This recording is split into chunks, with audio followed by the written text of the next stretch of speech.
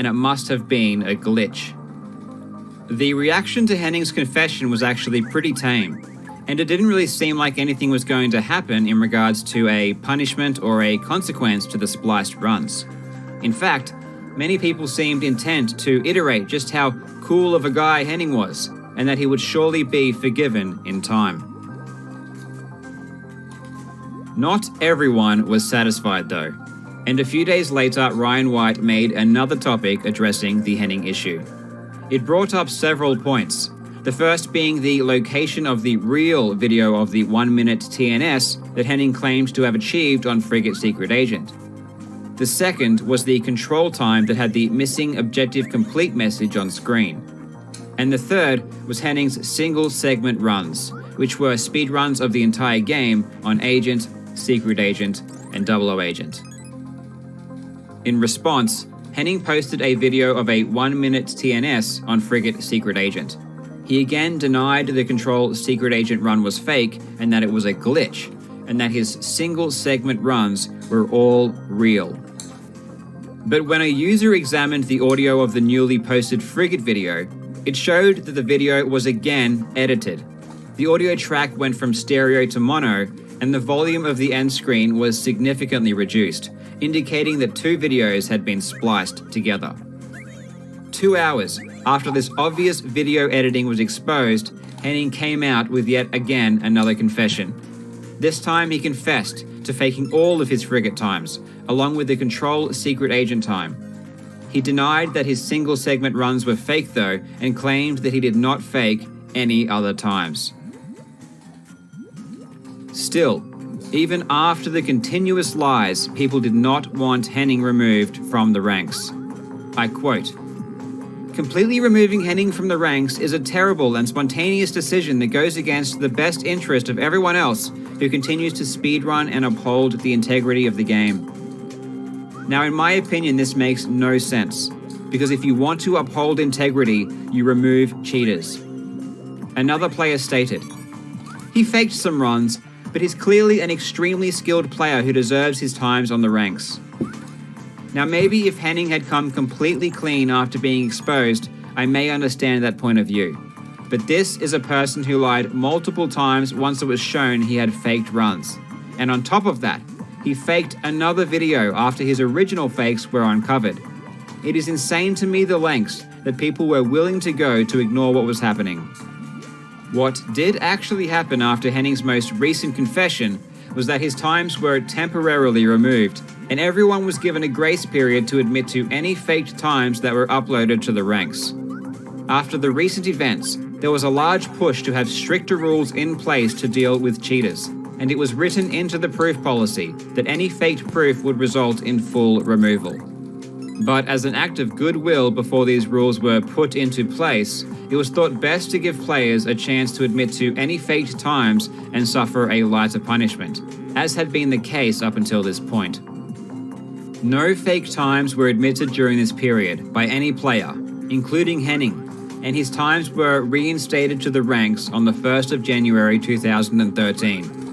It should also be pointed out that during November and December, while Henning's times were temporarily removed, all of his videos were examined very closely. Moving through 2013, it seemed like the entire situation was done and dusted. Most people had moved on, and Henning continued to play GoldenEye and even post new personal bests. But in June, there was yet another discrepancy found in one of his videos. This time, it was on Surface 2 Secret Agent. On Henning's world record of 49 seconds, he finishes the level with a grenade equipped, but you can clearly see Bond holding a mine when he runs down the stairs. This run actually turned out to likely be legitimate, however, as you can easily switch weapons in the fade-out if you are using the 2.2 or 2.4 control styles. Even looking at the audio of the video, it does seem as though nothing has been edited.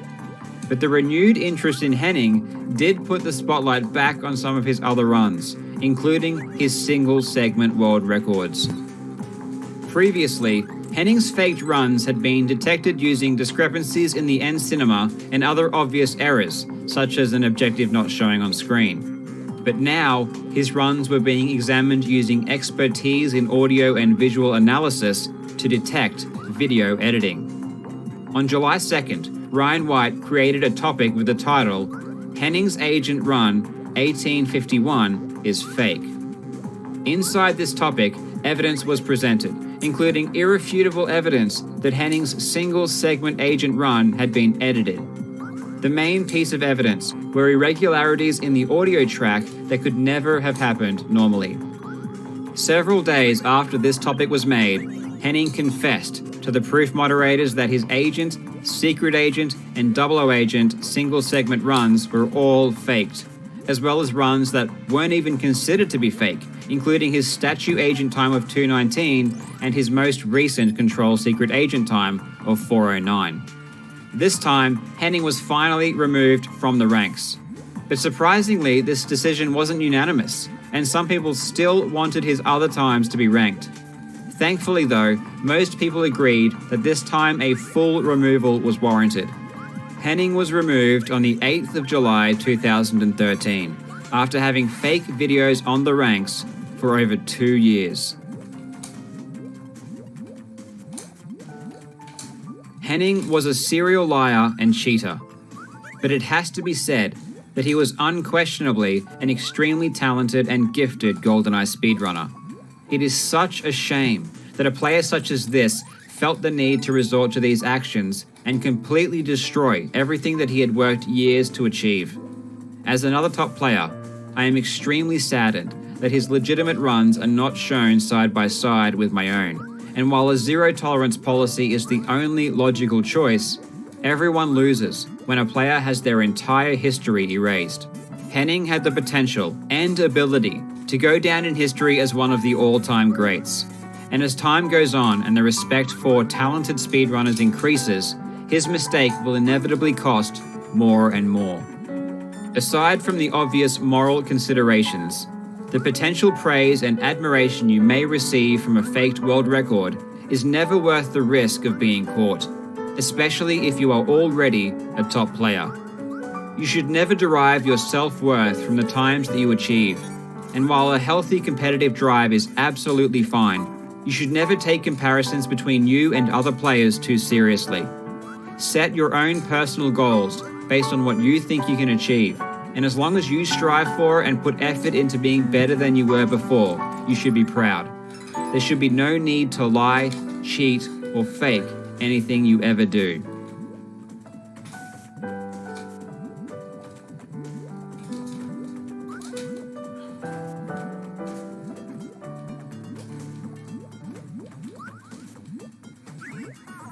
That is it for this video.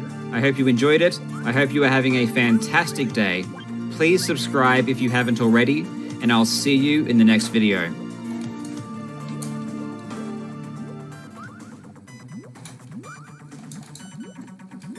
Hello, you absolute legends. In the mid-90s, Doom single-handedly ushered in a brand new genre of gaming competition. It essentially gave birth to the art form we now know as speedrunning. There were two main ingredients that Doom provided that led to this explosion in popularity of trying to beat games as quickly as possible. The first was the end screen that seemed to encourage this type of competition. Not only did it show the time in which you completed each level, but it included a par time that John Romero himself set as a milestone to overcome. The concept of trying to beat someone else's time might seem pretty standard today, but this was pretty revolutionary at the time, and was definitely an idea that was outside of the box. The other important piece of the speedrunning puzzle was the ability to record and easily share demo files. These files are a fraction of the size of a video file, so they could be sent quickly over the sluggish dial-up connections most players possessed at the time. These demos perfectly replicate the original run, and are essentially as good as a straight video recording. Demos are still the standard method of documenting speedruns today, which is definitely not in line with the general trend of speedrunning. Nowadays, almost all popular speedrunning games will showcase live streamed attempts and live video footage of both the game and the runner. Given that the majority of Doom speedruns lack the live reactions and live gameplay people have come to expect, people have asked the question, how do we know someone is actually playing in these demos? With the rise of tool-assisted speedruns, people have become more and more suspicious of new records.